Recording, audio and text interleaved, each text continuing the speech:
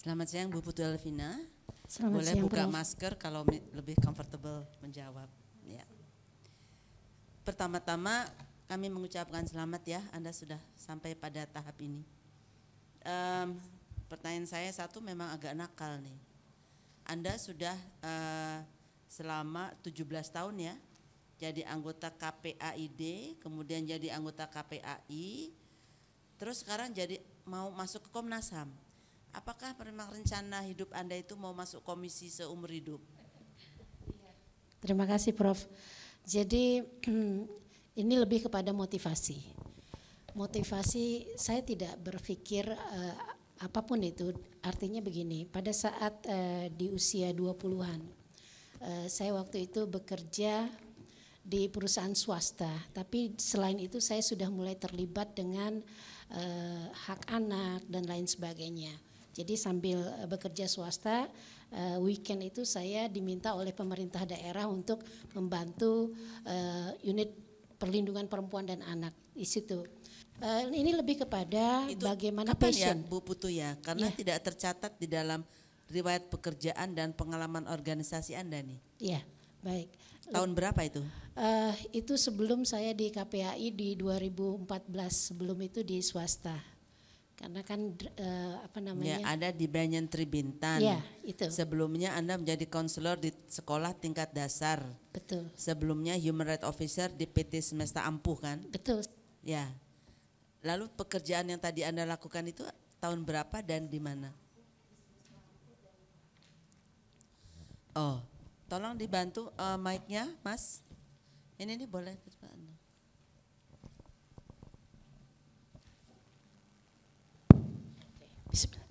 Ya, Prof. Di Banyan Tribintan itu terakhir sebelum saya engage di Komisi Perlindungan Anak Provinsi, itu yang saya maksud. Jadi selain bekerja secara formal, lalu kemudian saya secara formal pun banyak terlibat di CSR di perusahaan, di mana di situ lebih banyak bicara CSR tentang anak-anak di sekitar perusahaan. Lalu kemudian masuk ke Komisi Perlindungan Anak Daerah. Itu juga baik, terima kasih. Lalu apa motivasi utama masuk ke Komnas HAM? Kok rusak lagi mic-nya, Mas? Coba ditukar. Ini nih diganti ini. Ayo. Ayo cepat. Kok jalannya pelan banget?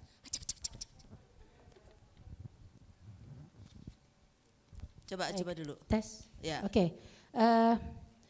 Saya menyadari bahwa bicara tentang hak asasi manusia, maka hak anak merupakan salah satu bagian dari hak asasi manusia. Dan itu bagian yang selama ini saya tekuni.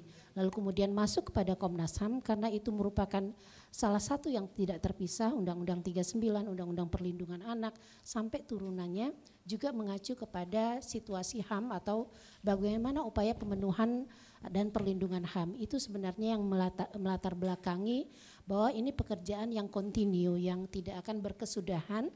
Maka bicara tentang motivasi memasuki HAM artinya memasuki jalur yang lebih intens lagi dibanding bicara hak anak dan beberapa isu terkait perempuan.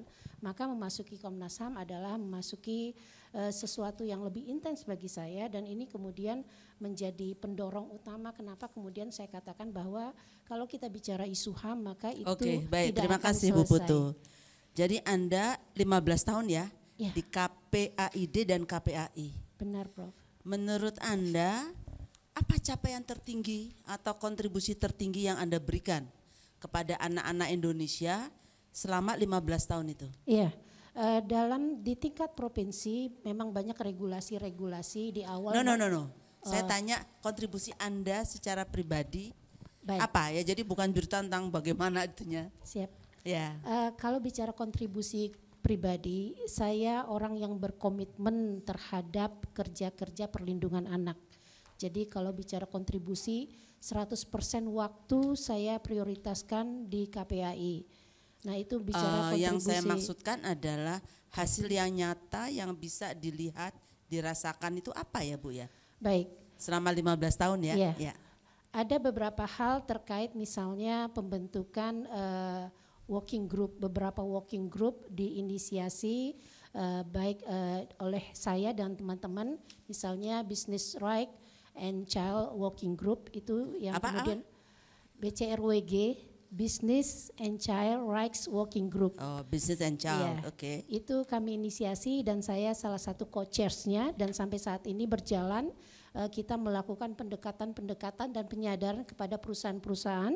Salah satu yang kita advokasi adalah APSAI, di mana Asosiasi Perusahaan Sahabat Anak sudah mulai terbuka untuk mengadop misalnya 10 prinsip Apakah CRBP. mereka hire anak-anak sebagai pekerja? Ada beberapa temuan, jadi dan itu sesuai dengan aturan hukum. Nah, itu yang tidak sesuai. Itu yang tidak sesuai. Lalu Anda mengadvokasi, bukannya mengatakan, "Hai perusahaan, Anda salah loh itu mempekerjakan dilakukan. anak." Itu dilakukan. Jadi dalam konteks KPAI sebagai pengawas, kami melakukan itu. Makanya terakhir kemudian yang dilakukan adalah menarik beberapa pekerja anak di perusahaan swasta di Bandung, perusahaan yang kemudian mempekerjakan anak untuk rambut palsu, itu yang kita minta tarik dan sudah ditarik. Beberapa misalnya terkait pelibatan anak dalam konteks eksploitasi seksual di beberapa apartemen, dan itu kemudian kita minta mereka membuat semacam aturan bahwa Anda nggak laporin polisi? Beberapa kita laporkan. Yang lainnya nggak, cuma beberapa aja? Kalau bicara beberapa laporan, banyak laporan sebenarnya, tapi lebih banyak kepada. Enggak, maksud saya, apakah semua temuan itu, kan itu sudah eksploitasi seksual ya? Betul. Kekerasan bahkan Betul. sebelum adanya Undang-Undang Nomor 12 ini. Apakah semua dilaporkan polisi atau ada mediasi yang Anda lakukan? Karena bicara tentang perlindungan anak atau kemudian pelanggaran hak anak itu bukan merupakan delik aduan, maka kita tidak melakukan mediasi untuk kasus-kasus yang seperti itu. Jadi semua dilaporkan ke, jadi bukan beberapa ya, saya koreksi tadi Anda bilang beberapa dilaporkan. Ya, karena semua saking dilaporkan. Banyaknya laporan. Ya, ya. semua dilaporkan ya. Betul. Lalu apakah kepolisian juga melakukan tindakan terhadap laporan Anda? Banyak yang dilakukan tindakan, artinya bahkan tadi Sebentar. beberapa. Banyak berarti tidak semuanya. Ya, ada kesulitan. Banyak kesulitan juga pada saat upaya penegakan hukum dalam kasus-kasus pelanggaran terhadap hak anak. Beberapa misalnya kesulitan adalah sulitnya kooperatif dari pihak keluarga, itu yang kadang-kadang menyulitkan, atau kemudian pemahaman aparat penegak hukum dalam proses-proses di penyidikan. Nah, ini yang kemudian menyulitkan. Jadi artinya banyak yang kemudian berhasil, tapi beberapa juga menyisakan berbagai masalah yang tidak selesai. Seperti itu kita kira. Apakah Anda sudah memiliki strategi khusus apabila Anda nanti terpilih masuk ke Komnas HAM? Iya, tentu saja beberapa strategi menjadi prioritas pada saat masuk ke Komnas HAM, karena di awal memang di tulisan saya mengidentifikasi beberapa isu terkait mengoptimalkan peran dan fungsi Komnas HAM, maka itu juga menjadi strategi bahwa menguatkan kelembagaan dan kemudian sumber daya manusia Komnas HAM menjadi prioritas, karena kita tahu. Memang sekarang belum kuat ya? Harusnya seperti itu. Saya yakin bahwa bicara indikator kuat atau tidaknya Komnas HAM, maka itu akan kembali kepada user, yaitu publik. Apakah kemudian publik merasa bahwa Komnas HAM sudah cukup kuat saat ini? Apakah kemudian para korban pelanggaran HAM merasa bahwa Komnas HAM sudah kemudian mewadahi apa yang menjadi hak-hak mereka?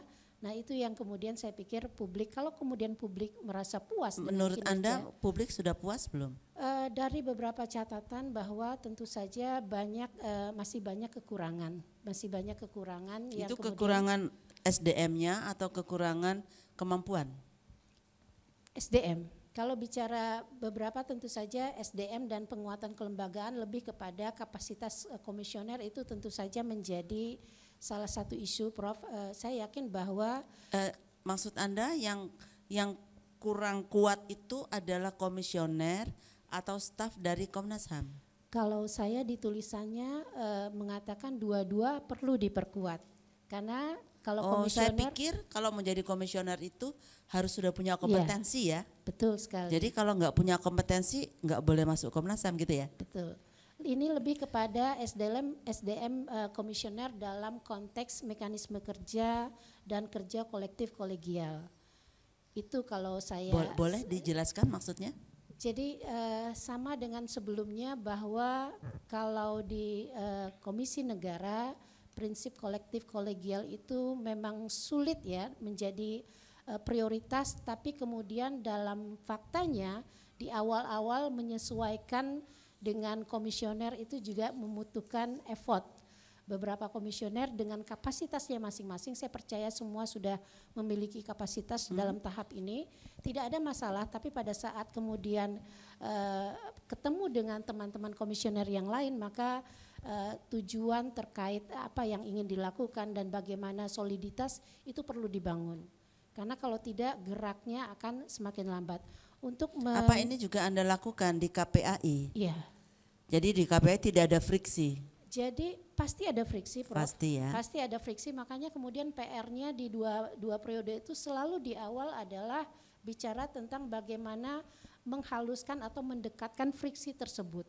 Tidak semua komisioner memiliki tujuan bersama yang kemudian disepakati. Tidak semua komisioner kemudian punya ego yang sama yang bisa kemudian bahasanya lembaga adalah prioritas, individu belakangan misalnya seperti itu. Artinya kapasitas-kapasitas yang dimiliki individu harus menjadi penguat kelembagaan. Tidak semua berpikiran seperti itu. Belum lagi kalau bicara ruang-ruang publikasi, itu luar biasa. Sehingga ini yang kemudian Apa maksudnya ruang publikasi? Kalau berkaca di KPAI bahwa KPAI kan sama juga prinsipnya kolektif kolegial dengan pertimbangan bahwa keputusan tertinggi itu di pleno misalnya. Ruang publikasi adalah ruang di mana komisioner bisa memberikan pendapatnya terhadap satu masalah. Nah, itu dipublish untuk orang baca. Dipublish dalam jadi arti perbedaan pendapat mereka tahu dan seperti itu. Nah, kalau KPAI memang tidak ditunjuk juru bicara kelembagaan, artinya setiap komisioner memiliki hak untuk berbicara di depan umum terkait apapun isunya. Oh, ini termasuk yang kalau berenang bisa hamil gitu ya? Ya, salah satunya seperti itu. Salah satunya seperti itu. Nah, kapasitas yang menurut seperti Anda itu betul apa enggak? Kebijakan KPAI seperti itu. Setiap komisioner boleh bicara semaunya sendiri. Tanpa melalui pleno. Iya, karena kasus itulah kemudian kita berbenah diri untuk kemudian menyepakati bahwa tidak seperti itu harusnya. Harusnya kemudian dikoordinasikan, dikomunikasikan siapa yang berhak. Tapi pada saat kemudian pleno memutuskan berbeda, itu akhirnya kemudian keputusan pleno lah yang menjadi keputusan yang diakui oleh semua komisioner. Jadi sejak itu enggak ada lagi pendapat pribadi masuk ruang publikasi. Apa harusnya tetap? Seperti itu. Tidak ada lagi, ada. Oh, harusnya maksudnya tetap aja ada yang usil. Tetap aja ada yang nyelonong, Prof. Oke, Anda menyebutkan ada 5 ya undang-undang yang memberikan mandat pada Komnas HAM. Lalu Anda mengusulkan strategi, tapi strateginya nggak diomongin.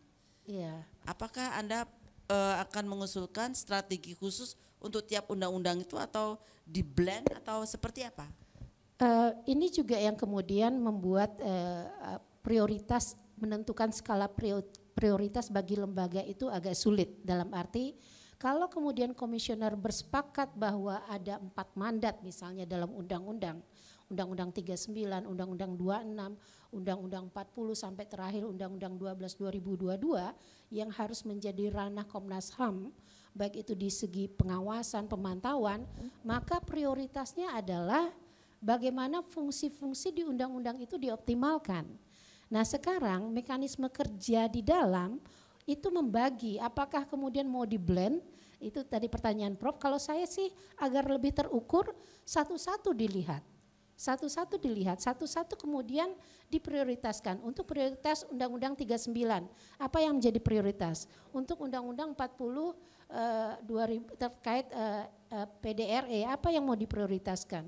Untuk yang terakhir 12 2022 Jadi Anda apa yang akan menjadi prioritas? Anda akan mengusulkan struktur baru di Komnas HAM gitu. Karena itu nggak ada ya sekarang Karena ya. tidak ada, tapi Ada kan itu lebih penelitian, pemantauan. betul. Artinya kan kalau sekarang kan fungsinya di Undang-Undang Induk 99 Undang-Undang 39 tersebut terkait penelitian, pemantauan, penyuluhan itu yang menjadi induk. Tapi kemudian pengawasan yang lain mungkin ada beberapa yang miss atau yang tidak terlalu fokus di situ. Mungkin sebaiknya dalam konteks tugas Komnas HAM di lima tugas tersebut, bagaimana kemudian tugas penelitian atau kemudian tugas pengawasan itu juga masuk kepada area-area tadi, area undang-undang tadi gitu. Jadi artinya mesinnya tetap di lima tugas ini sesuai dengan Undang-Undang 39. Tapi kemudian implementasinya di beberapa undang-undang tadi. Itu sih yang saya pikir yang terbaik, jadi artinya porsinya tetap sama. Pada saat kita melakukan evaluasi misalnya, apa yang dilakukan oleh Komnas HAM sesuai mandat di Undang-Undang KS misalnya yang terakhir. Di situ dikatakan Komnas HAM melakukan pengawasan atau pemantauan terhadap pencegahan dan penanganan. Tentu itu harus kemudian dirembukan seperti apa pemantauannya. Jadi lima landasan kerja itu digunakan di 4 atau 5 undang-undang tadi, harusnya seperti itu. Sehingga ya apakah lebih itu balance. berarti menegasikan isu-isu HAM lain yang selama ini ditangani oleh Komnas HAM? Misalnya yang berkaitan dengan tanah, yang berkaitan dengan kebebasan berpendapat. Itu mau ditaruh di mana kalau semuanya fokusnya cuma 5? Jadi karena tadi pertanyaan terkait 5 undang-undang, ada fungsi menerima pengaduan. Menerima pengaduan itulah yang kemudian membentuk beragamnya pengaduan. Tapi kalau penelitian kan nggak lewat situ ya Bu Putu ya. Artinya di situ yang kemudian itu tidak menegasikan. Artinya itu tetap menjadi prioritas. Itu tetap menjadi prioritas. Hanya kemudian mekanisme kerja memang yang harus diperkuatkan. Makanya kemudian SDM-nya juga harus kuat untuk masalah-masalah seperti itu. Isu-isu laten seperti tanah dan lain sebagainya kan itu terus ada dan menjadi angka yang cukup prioritas dari semua angka pelanggaran HAM. Maka kemudian itu juga harus kemudian dipahami dan kemudian dicarikan jalan keluar. Saya pikir itu yang kemudian proporsional. Sama dengan di sebelumnya Prof, dengan tugas utama, tapi kemudian dengan adanya beragam aduan masyarakat itulah yang kemudian membentuk kerja-kerja yang simultan dalam beberapa tugas yang harus dilakukan. Enggak mungkin kemudian pada saat kita menerima pengaduan terus pengaduannya dibiarkan, kan gitu ya. Enggak bisa kita fokus kepada undang-undang ini, kita fokus pada undang-undang itu. Tidak, tapi tetap kemudian kita lakukan. Hanya bagaimana mengatur porsi ini yang kemudian harus dikuatkan dalam mekanisme kerja. Jadi pengaduan tidak akan diterlantarkan, kira-kira seperti itu Prof. Baik, terima kasih. Saya mau mengutip satu pernyataan Anda dalam paper ya. Di era post-truth seperti saat ini, di mana manusia hidup dalam batasan-batasan ruang lingkup yang semakin tipis dan dekat dalam era revolusi industri 4.0, maka inovasi dan perubahan adalah suatu keniscayaan. Adaptasi merupakan salah satu kunci untuk memastikan eksistensi Komnas HAM. Apa hubungannya ya revolusi 4.0 dengan Komnas HAM? Itu lebih kepada bagaimana melakukan adaptasi dan adjustment terhadap perubahan. Karena kita tahu bahwa di era revolusi industri kemudian juga kalau ya, adjustment apa yang Anda maksudkan? Penyesuaian artinya begini, kita dengan era 4.0 itu bicara tentang digitalisasi. Apakah menurut Anda Komnas HAM belum melakukan? Sudah melakukan. Sudah ya. Sudah melakukan. Apakah pengaduan boleh dilakukan online?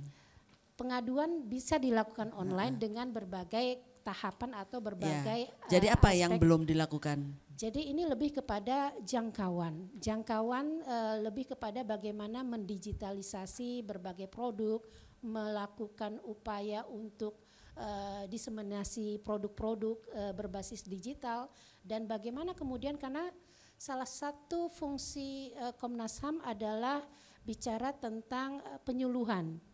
Nah, dengan adanya 4.0 ini tidak semua masyarakat memahami produk-produk HAM yang kemudian Apa dikeluarkan. produk apa misalnya, Bu? Produk misalnya hasil temuan, hasil kemudian pendidikan Apakah semua hasil HAM. temuan itu harus disampaikan pada publik? Secara konstruksi lembaga Komnas HAM adalah lembaga publik, maka disampaikan temuan-temuan dalam kapasitas Komnas HAM tentu harus dengan hati-hati, Bu, ya. menghormati etika dalam. Betul. Jadi itu tidak sepertinya. semua hasil temuan mereka perlu dilakukan pada publik seperti yang dilakukan pada kasus baru-baru ini. Betul kan. sekali, saya Tapi setuju saya itu. serahkan pada Pak.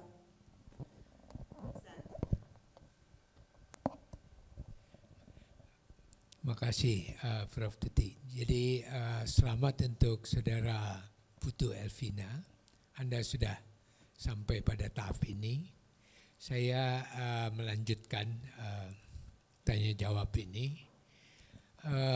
Selama 2 periode, katakanlah jadi komisioner KPAI ini, apa prestasi atau juga satu karya Anda yang betul-betul rasanya bisa dikedepankan atau bisa diinikan lah. Kira-kira menurut Anda apa sebetulnya selama 2 periode ini? Pasti ada sesuatu yang sudah Anda perbuat sebetulnya. Bisa dijelaskan? Baik, terima kasih Pak Ihsan. Kalau bicara prestasi, maka hampir semua kerja-kerja itu bagian yang tidak terpisahkan dari ikhtiar saya untuk membangun KPAI. Kalau bicara prestasi personal rasanya tidak elok karena ujung-ujung saya punya pendapat bahwa semua adalah untuk penguatan kelembagaan. Jadi terlalu sombong rasanya untuk mengklaim bahwa ini bagian prestasi, ini bagian capaian. Makanya kemudian biasanya saya merefleksikan apa yang sudah saya lakukan terhadap teman-teman kalau di internal ya, komisioner ataupun sekretariat ataupun hal yang lain, apakah saya sudah melakukan berbuat sesuai dengan apa yang dimandatkan kepada saya. Kita menandatangani semacam kontrak apa yang harus diselesaikan Pak Ihsan dalam waktu periode tahun pertama sampai 5 tahun. Nah, saya rasa setiap saya menandatangani perjanjian kinerja itu, dari semua hal yang dimandatkan ke saya, itu rasanya sudah saya lakukan. Nah itu saya pikir, jadi kalau bicara saya tidak berani mengklaim bahwa misalnya berhasilnya working group itu menjadi, tidak, itu selalu menjadi bagian dari kerja bersama. Tapi itu yang terus menerus saya lakukan. Iya, kalau disimpulkan tidak ada berarti ya, karena itu tergantung kelompok, tergantung juga kesepakatan bersama. Iya. Jadi berarti tidak ada terobosan yang dilakukan. Terobosan itu dilakukan pada saat kita melakukan tugas tersebut. Misalnya pada saat contoh saja, kalau bicara kasus saja, terobosan itu dilakukan misalnya adalah kami melakukan komunikasi internal dan eksternal, dan bagaimana melakukan pendekatan dan advokasi itu bagian dari terobosan. Beberapa, kalau kita tahu bahwa aparat penegak hukum itu termasuk jaksa, hakim itu kan sulit sekali diintervensi, beberapa hal seperti itu. Tapi kemudian dengan berbagai bentuk komunikasi yang dibangun dan lain sebagainya, itu menjadi peluang untuk memastikan akses keadilan bagi korban-korban itu lebih mudah untuk dilakukan. Nah itu bagian terobosan yang saya pikir bekerja biasa saja rasanya sulit itu dilakukan Pak Ihsan, tapi kemudian penguatan advokasi karena KPAI juga memberikan rekomendasi kepada para stakeholder, dan kita tahu bahwa rekomendasi kita itu juga tidak serta-merta akan langsung dilakukan oleh para stakeholder tersebut. Maka kemudian itu yang menjadi area terobosan. Bagaimana ini kebijakan terkait misalnya keamanan anak itu bisa diterima misalnya. Maka kemudian itu yang saya bangun, bagaimana menguatkan komunikasi-komunikasi dengan para stakeholder. Soal itu, misalnya kira-kira. soal anak yang bermasalah dengan hukum, Ya, kita lihat itu. ya, banyak. Berapa banyak seluruh Indonesia jumlahnya? Jadi KPAI kan namanya aja katakanlah ya kaitan dengan informasi dan anak gitu ya. betul. Tentunya juga apalagi itu jadi fokus. ya, punya database ini Punya. sebetulnya? Ada ya? Punya. Berapa banyak di seluruh Indonesia? Kalau pengaduan terkait anak di KPAI tahun 2021 itu ada sekitar 5.000 lebih pengaduan. 5.000 lebih pengaduan. Sebelumnya bahkan bisa sampai sekitar rata-rata per tahun itu sekitar 4.000, 3.000. Itu by name by address sebenarnya. Jadi kemudian kita buat database itu yang sehingga memudahkan kita untuk melihat bagaimana upaya-upaya pemenuhan dan perlindungan. Pengaduan ya, tapi Ya. klasifikasi masalahnya masalah apa Oke, saja itu baik. dari pengaduan itu? Ya, jadi di KPAI itu ada 2 subkomisi pemenuhan hak anak, yang kedua adalah subkomisi perlindungan anak. Kalau bicara perlindungan anak maka bicara kasus-kasus Pak Ihsan. Kasus tertinggi saat ini yang diterima dari pengaduan ke KPAI itu adalah kekerasan fisik. Yang kedua adalah masalah pengasuhan. Lalu kemudian kekerasan seksual. Nah itu prioritas tertinggi. Termasuk sekarang 4 adalah kekerasan berbasis digital. Artinya pornografi dan masalah-masalah anak di dalam cyber itu juga menjadi angka yang tertinggi. Kira-kira seperti itu data terakhir. Iya, dari Anda di komisi apa? Jadi di dalam subkomisi itu karena terbagi 2, saya Iya. di perlindungan hak anak. Perlindungan hak anak. Perlindungan hak anak itu bicara tentang kasus-kasus ada 15 jenis pelanggaran hak anak, termasuk anak berhadapan hukum, korban trafficking dan lain sebagainya. Jadi memang saya lebih banyak berkutat dalam proses-proses mulai dari kepolisian. Dari seluruh pengaduan itu berapa banyak yang diselesaikan? Baik. Sebetulnya dari pengalaman selama ini supaya kita dapat gambaran juga. Baik. Nah, kalau 5.000 tahun kemarin itu biasanya komposisinya setengah di pemenuhan hak, setengah di perlindungan. Nah, perlindungan itu sekitar 2.000-an Pak Ihsan, 2.000-an lebih per tahun. 2.000-an lebih itu mekanisme penyelesaiannya kalau saya berani mengatakan itu lebih kepada 3/4 itu bisa kita selesaikan. Selesaikan dengan arti sebagian mungkin dirujuk untuk pemenuhan hak, sebagian dalam proses hukum. Itu sebenarnya jauh kalau saya katakan dari seluruh Indonesia data 5.000 itu di luarnya masih lebih tinggi Pak Ihsan. Karena artinya ini yang kemudian bisa menjangkau pelaporan ke KPAI. Nah 3/4-nya itu kita selesaikan karena kita berprinsip bahwa pengaduan itu tidak bisa dibiarkan, pengaduan harus diproses. Baik itu proses penyelesaian oleh KPAI secara internal melalui pengawasan maupun mekanisme rujukan. Nah itu yang kemudian kita lakukan di daily basis untuk pengaduan-pengaduan tersebut. Oke, ya. Jadi sekarang kita beralih kalau Anda katakanlah Anda nanti terpilih jadi komisioner HAM. Terlihat bahwa ya tidak masalah ya dengan kerja dan yang lainnya. Anda juga di sini di paper juga mengutip soal kolektif kolegial ini. Menurut Anda masalah tidak sebetulnya kolektif kolegial ini sekarang di Komnas HAM? Saya belum merasakan itu ya karena baru mendengar desas-desus, tapi kemudian saya juga terlalu dini untuk mengatakan bermasalah atau tidak. Tapi yang jelas pada saat kemudian masalah konflik friksi itu mengemuka, maka tentu saja itu harus dicarikan jalan keluar sehingga itu tidak menjadi pelemahan bagi Komnas HAM. Sehingga kolektif kolegial ini harus dipahami betul oleh para komisioner bagaimana kemudian mereka mentaati hasil pleno, memastikan koordinasi antara ketua dan anggota itu bisa berjalan. Banyak kemudian karena saya merefleksi yang sudah-sudah, beberapa komisioner mungkin saja melakukan program-program atau kegiatan atau apapun itu yang dilakukan tanpa koordinasi. Lalu kemudian ada beberapa program misalnya yang bukan merupakan program yang sudah disetujui melalui rapat pleno. Sehingga memaknai kolektif kolegial ini menjadi prioritas sebenarnya bagi para komisioner, sehingga dengan cara ini kita bisa meredam ego dan lain sebagainya, bahkan kemudian berjalan bersama untuk tujuan Komnas HAM itu akan menjadi cara yang lebih baik. Tidak semua memiliki kebesaran hati untuk untuk bisa melihat kolektif kolegial ini sebagai mekanisme kerjasama antar komisioner. Kira-kira seperti itu. Waktunya juga sudah habis.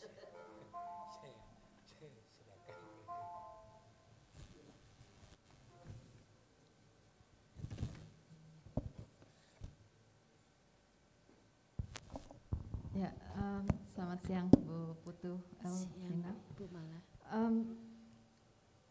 Saya ingin menanyakan, minta contoh ya, contoh karena sudah 15 tahun bergelut dalam persoalan hak anak. Apakah Ibu Putu Elvina bisa memberikan contoh satu kasus, apalagi tadi bilangnya di Subkom Perlindungan Hak Anak ya, satu kasus yang pada saat itu tidak bisa terlalu optimal ditangani di KPAI, tapi bisa berpotensi tertangani lebih baik lewat Komnas HAM. Jadi poin saya bukan soal kasusnya per se, tapi cara pandang Anda tentang mandat dan potensi dan kemungkinan penyelesaian yang berbeda antara KPAI dengan Komnas HAM. Silakan. Baik, saya lupa tahun berapa, pada saat itu beberapa anak tenggelam di lubang tambang di Kaltim. Nah, pada saat itu dilaporkan ke KPAI, kita berproses di hukum ya. Tapi kemudian karena ini bicara tentang tidak hanya bicara anak yang tenggelam, tapi bagaimana tanggung jawab perusahaan, bagaimana tanggung jawab pemerintah daerah. Waktu itu saya bilang ini nggak bisa selesai di KPAI karena menyangkut hal yang lain. Maka kemudian itu yang kemudian kita rujuk bahasanya bermitra ini bagaimana selanjutnya. Nah waktu itu saya kontak komisioner, bukan komisioner yang sekarang, Komnas HAM, tolong bantu memastikan di isu ini terkait bagaimana kewajiban para pemilik tambang dan lain sebagainya. Karena kalau kita bicara bisnis dan HAM maka itu tidak terlepaskan dari situ. Di KPAI saya terus menerus untuk memastikan proses hukum terhadap lalainya perusahaan sehingga anak-anak tenggelam. Nah itu kemudian proses hukum berjalan dan proses hukumnya artinya penangkapan terjadi, pidananya terjadi hanya sebatas security waktu itu. Jadi segitu besar, segitu banyak anak yang kemudian dipenjara hanya security lapangan. Tentu ini menurut saya, wah ini nggak selesai nih. Kalau kemudian tumbalnya hanya security, tidak selesai di situ. Maka kemudian kita koordinasi. Maka itu yang saya pikir kenapa intensitas Komnas HAM itu sangat luar biasa. Ya artinya di sini dengan mandatnya dia bisa menembus yang tidak mungkin bisa ditembus oleh KPAI. Maka waktu itu saya ingat teman Komnas HAM meminta agar dilakukan rapat dengan Menko Polhukam. Waktu itu Menko Polhukam leading, saya hadir di situ dan bagaimana teman-teman kemudian mengadres terkait tanggung jawab perusahaan waktu itu dan bagaimana mendorong pemerintah daerah ikut bertanggung jawab. Nah ini salah satu contoh di mana keterbatasan konteks KPAI bisa kemudian menjadi peluang dalam intervensi yang lebih besar terhadap kebijakan-kebijakan yang lebih ramah terhadap anak yang berada di lingkungan perusahaan atau yang hidup di sekitar perusahaan. Walaupun kemudian sesudah rapat itu bahkan DPRD-nya juga ikut hadir di rapat tersebut, tetap saja masih area abu-abu untuk kemudian mendapatkan semacam oh ya ini penyelesaian yang terbaik itu masih apa ya gantung seperti itu Pak Bu Mala. Nah ini yang saya pikir menjadi peluang yang paling baik ya untuk kemitraan. Kemitraan terkait beberapa isu HAM juga dilakukan oleh KPAI, Komnas HAM, Komnas Perempuan seperti misalnya kerjasama untuk pencegahan penyiksaan. Di KUPP ada 5 lembaga itu sebenarnya merupakan semacam ideal cara kerjasama yang baik untuk melihat isu tersebut. Misalnya pada saat pengawasan di lapas anak, KPAI temuannya ini, ORI juga temuannya ini pada saat pengawasan itu kemudian menjadi semacam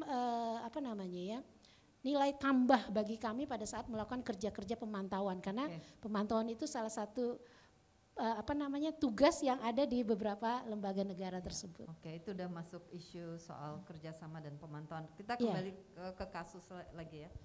Jadi seandainya Ibu Putu Elvina terpilih menjadi anggota Komnas HAM sebagai komisioner dan pada tahun 2022 ini gitu mendapatkan kasus yang sama. Apa yang akan Anda lakukan sebagai komisioner Komnas HAM sehingga penyelesaian terhadap kasus tersebut itu tidak menggantung sebagaimana yang Anda sampaikan? Apa seandainya Anda sebagai komisioner Komnas HAM yang akan Anda lakukan? Berarti kan itu ada pengaduan yang belum selesai dengan berbagai aspek atau dimensi. Maka pada saat kemudian masuk saya di situ dan itu pengaduan tetap ada, ya pasti harus kemudian dicarikan jalan keluar.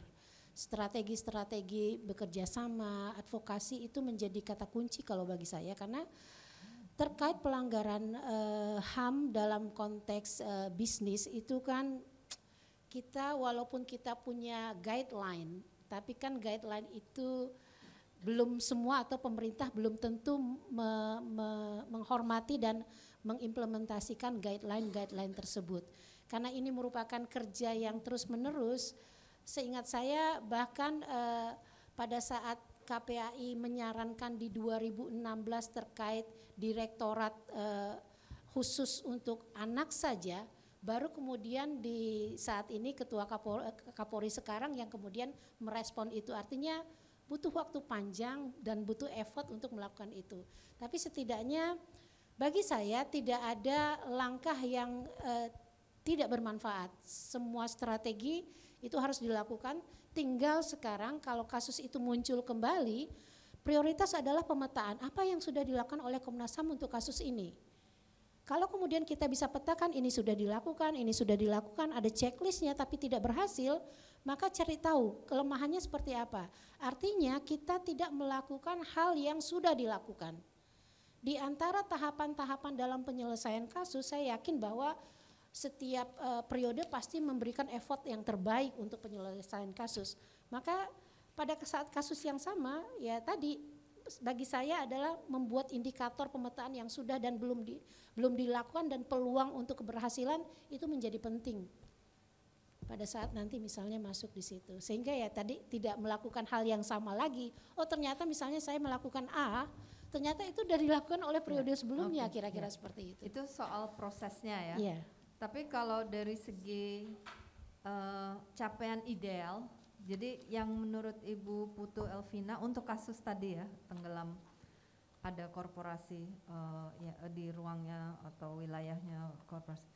Apa penyelesaian yang ideal dari kasus itu menurut pandangan Ibu Putu yang sesuai dengan standar HAM?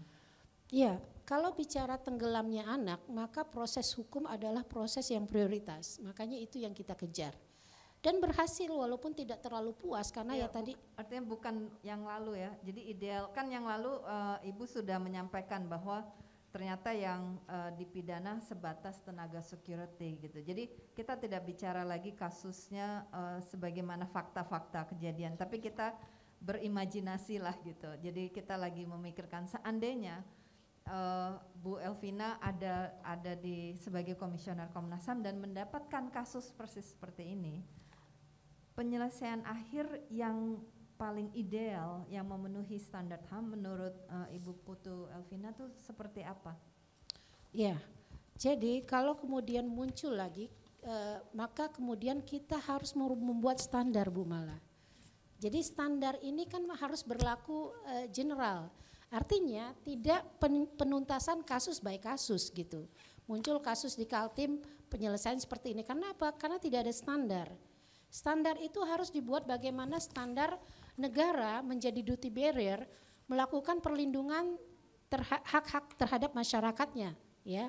Lalu kemudian perusahaan sebagai salah satu duty barrier juga untuk isu bisnis misalnya atau perusahaan atau swasta, respect terhadap hak asasi manusia. Lalu kemudian bagaimana upaya yang ketiga adalah remedies.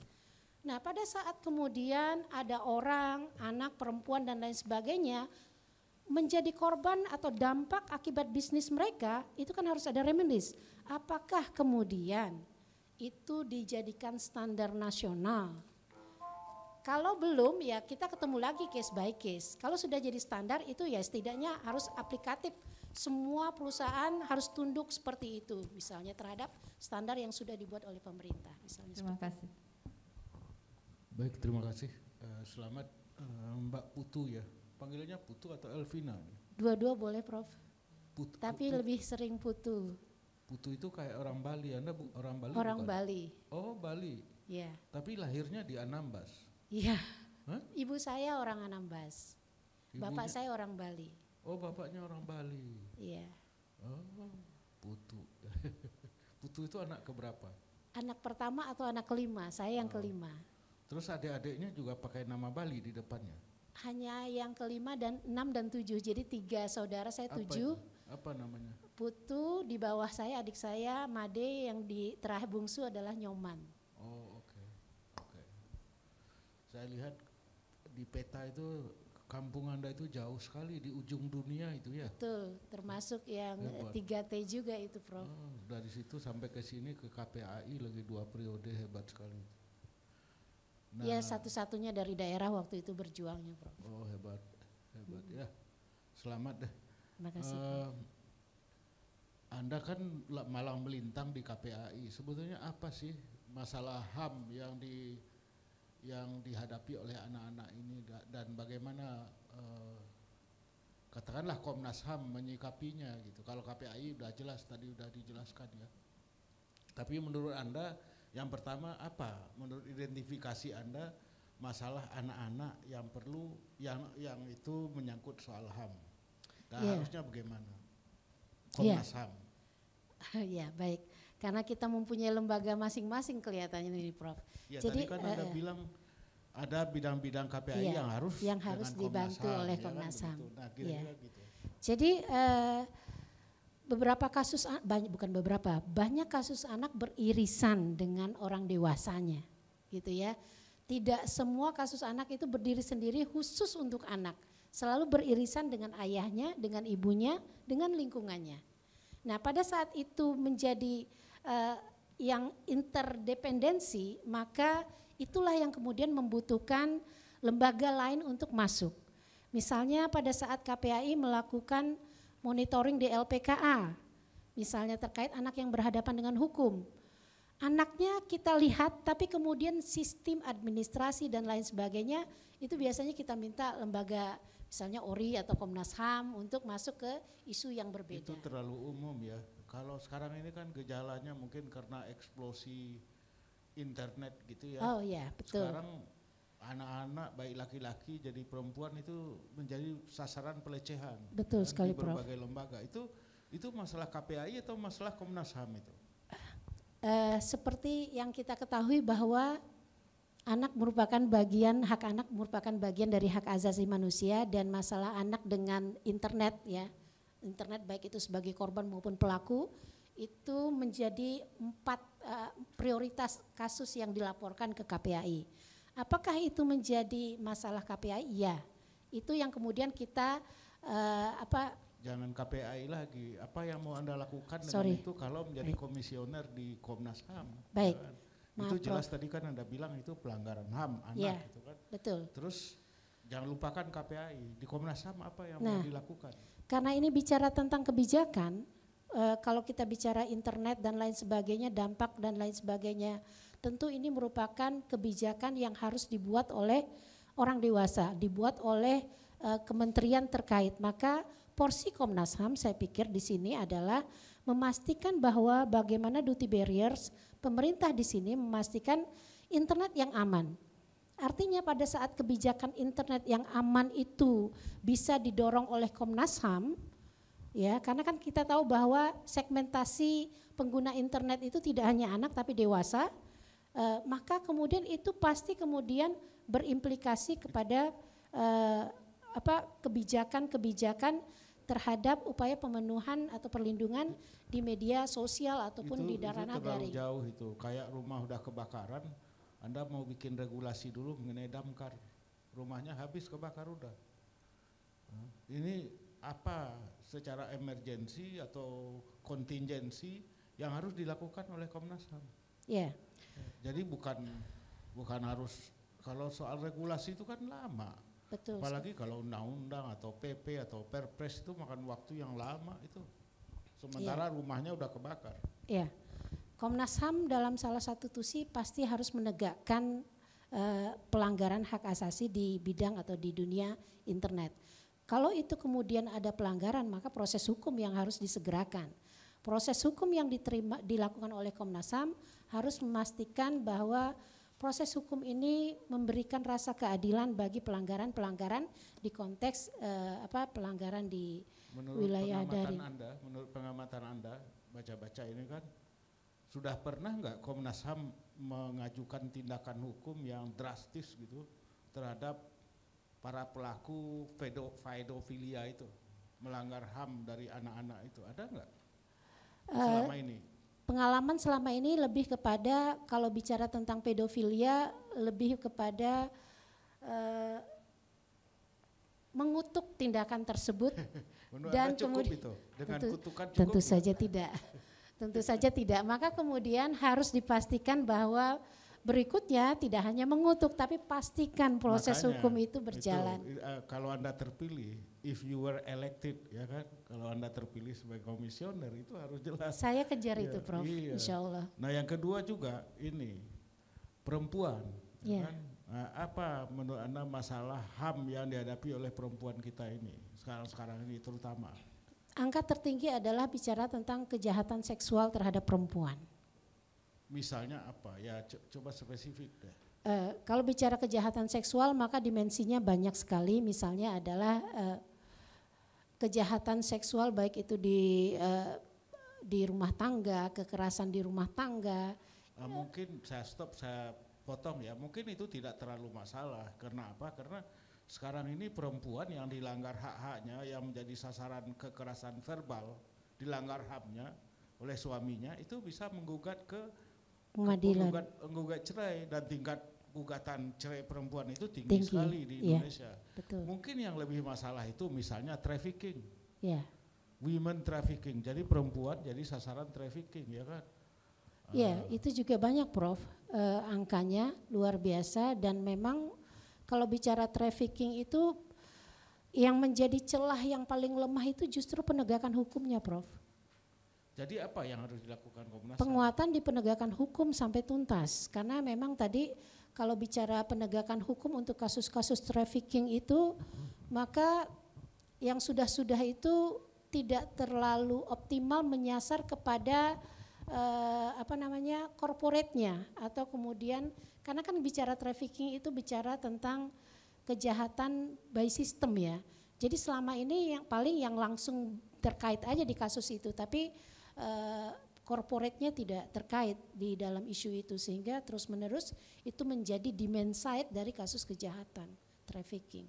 Iya, saya mengusulkan kepada Anda kalau Anda nanti terpilih ya sebagai komisioner, siapa tahu mungkin harus ada prioritas khusus untuk isu tersebut, HAM, anak-anak maupun perempuan. Saya setuju khusus, itu, Prof. Gitu kan. Itu aja Pak Makarim, makasih.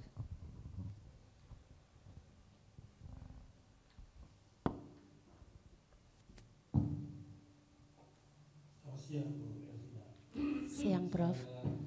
Sama jawaban-jawaban Ibu pada pertanyaan saya ini, saya ingin menambah sedikit ya. Siap, Prof. Saya cuma menggambarkan karena salah satu rencana strategis daripada Komnas HAM itu yaitu untuk meningkatkan kerjasama strategis dengan penentu-penentu, lembaga penentu. Kalau menurut Ibu, kita mengalami pengalaman Komnas HAM, kita lebih banyak macam pengalaman, ya, orangnya kembali ke Indonesia, ada juga ada lanjutannya dan sebagainya. Betul. Nah, sekarang bagaimana cara untuk meningkatkan kerjasama strategis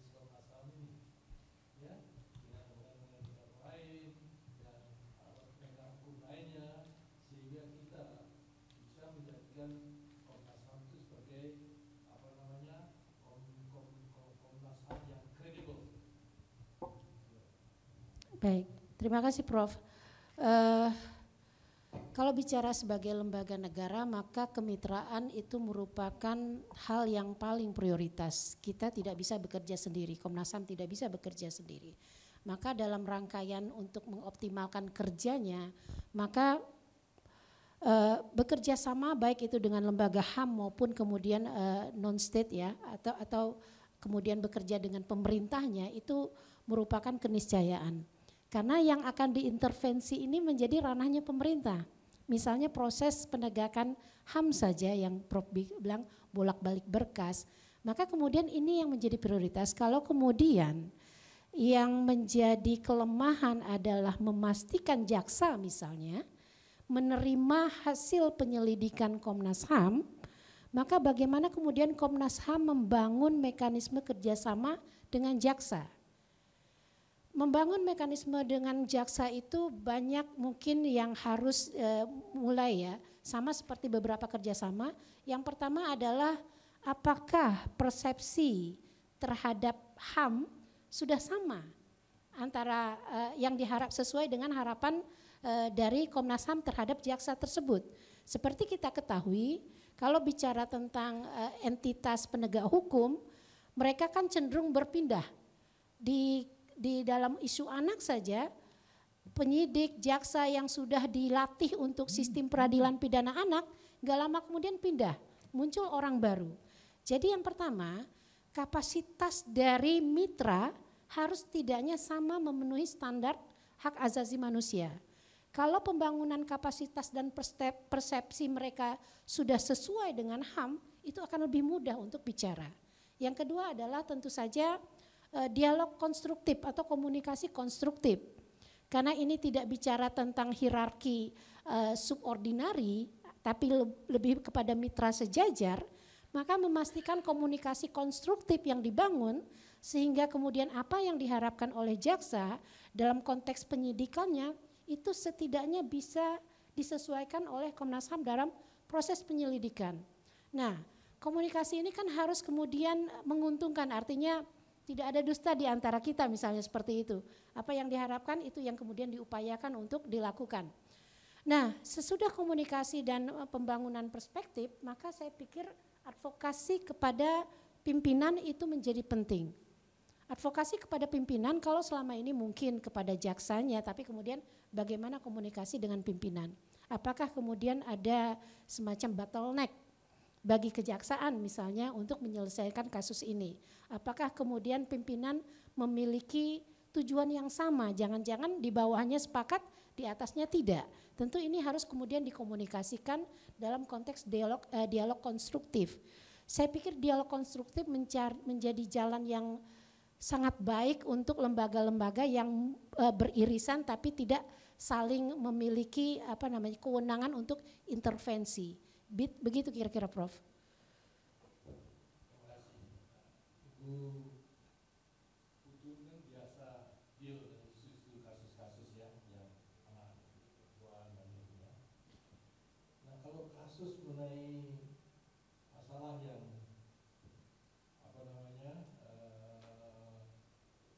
di mana pelaku itu memiliki komuniti yang very strong ya. Iya.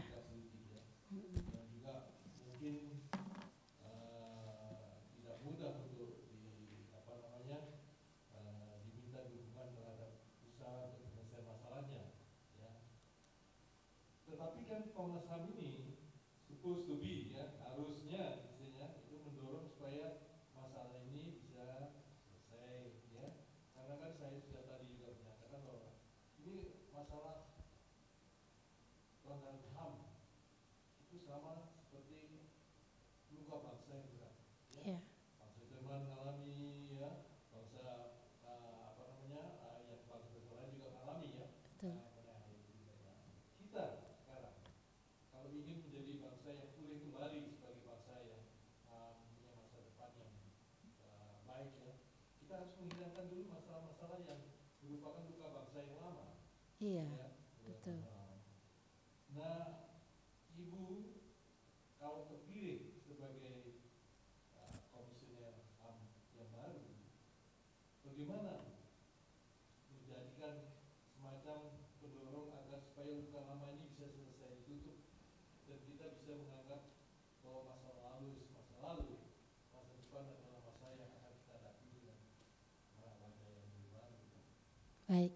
Baik Prof. Sebenarnya itu keinginan semua bangsa untuk bisa bergerak tanpa adanya traumatic experience ya, maksudnya dalam arti ya setiap bangsa yang pernah mengalami kasus-kasus seperti itu, seperti kata Prof, bagaimana melupakan, saya pikir itu juga merupakan keinginan, tapi apakah itu juga keinginan korban? Itu yang kadang-kadang sulit untuk dipertemukan. Pemerintah pasti mau move on, running untuk hal-hal yang lain sehingga bisa berbuat banyak. Tapi pada saat kemudian korban merasa bahwa apa yang terjadi yang mereka alami kemudian tidak mendapatkan treatment yang adil, luka itu harus terus terbuka, Prof. Itu yang memberatkan langkah kita untuk bergerak. Nah,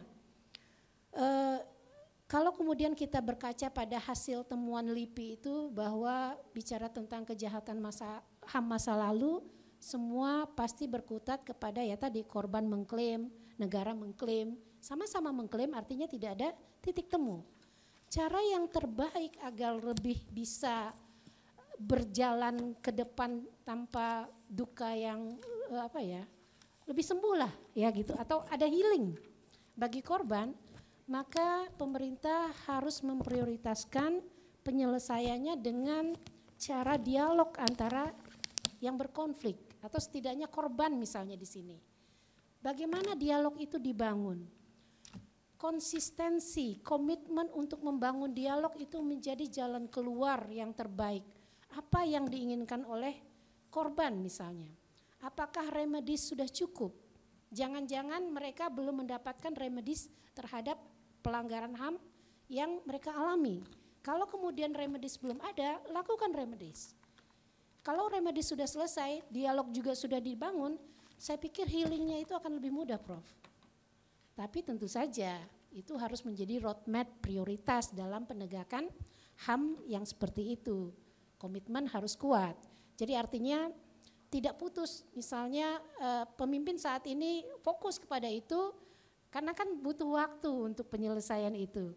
Nah, memastikan itu roadmap walaupun tahun kapan bisa tercapai, tapi setidaknya ada jalurnya, ada tahapan atau tapak-tapak yang harus dilalui.